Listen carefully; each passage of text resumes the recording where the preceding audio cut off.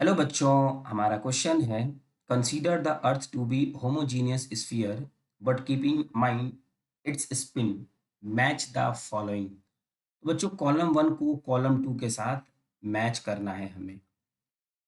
Column one में जो सबसे पहली चीज क्या दी हुई है, acceleration due to gravity. Acceleration due to gravity का जो फॉर्मूला होता है जी एम अपॉन आर का स्क्वायर।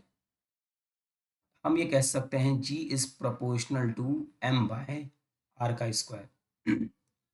तो पहला है may change from point to point. Yes बच्चों, ये आर की वैल्यू चेंज होगी तो जी की वैल्यू चेंज होगी, मीन्स ये वाला करेक्ट है।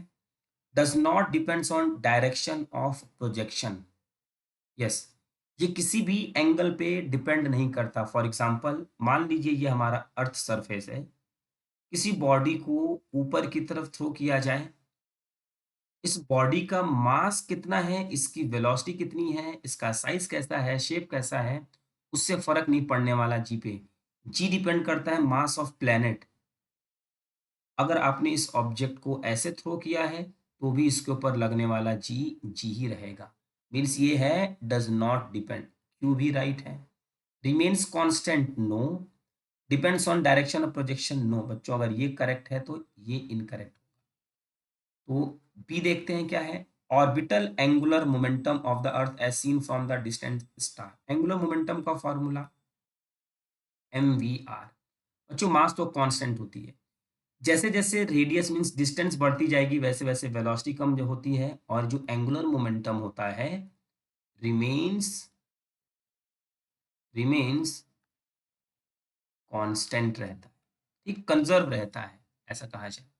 तो ये तो एक ही ऑप्शन है, ये होगा हमारा सी है।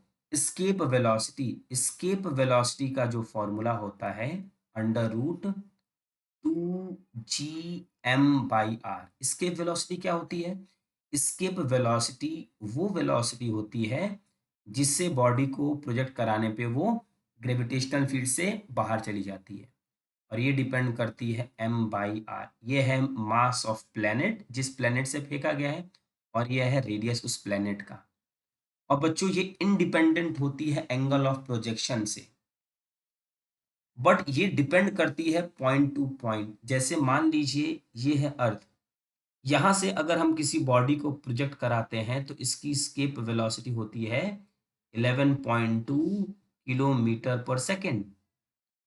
और अगर हमने इसी को किसी टावर से हिट थ्रो किया है तो इसकी वेलोसिटी कुछ और होगी। तो ये अलग अलग पॉइंट से अलग अलग होती है। ये हमारा हो जाएगा does not depends on direction of projection. Yes, नहीं डिपेंड करती है, तो हमारे इसका आंसर होगा पी एंड क्यू। डी है बच्चों gravitational potential due to earth at a particular point. किसी भी पर्टिकुलर पॉइंट पे, किसी भी पर्टिकुलर पॉइंट पे, जैसे मान लीजिए ये हमारा अर्थ है, ये अर्थ का रेडियस आर है, और ये वो हाइट एच है, और ये यहाँ से डिस्टेंस आर है। इस पर्टिकुलर पॉइंट पे ग्रेविटेशनल पोटेंशियल की, बच्चों क्या पूछा है, ग्रेविटेशनल पोटेंशियल। ग्रेविटेशनल पोटेंशियल की वैल्यू क्या होगी, constant G M by R. ठीक, ये कांस्टेंट तो ये कांस्टेंट, तो ये हो जाएगा R। तो हमारे इस क्वेश्चन का आंसर है ए का पी क्यू, बी का आर, सी का पी क्यू और डी का R. First option is correct. I hope बच्चों कि आपको ये क्वेश्चन अच्छे से समझ में आ गया होगा। Thank you.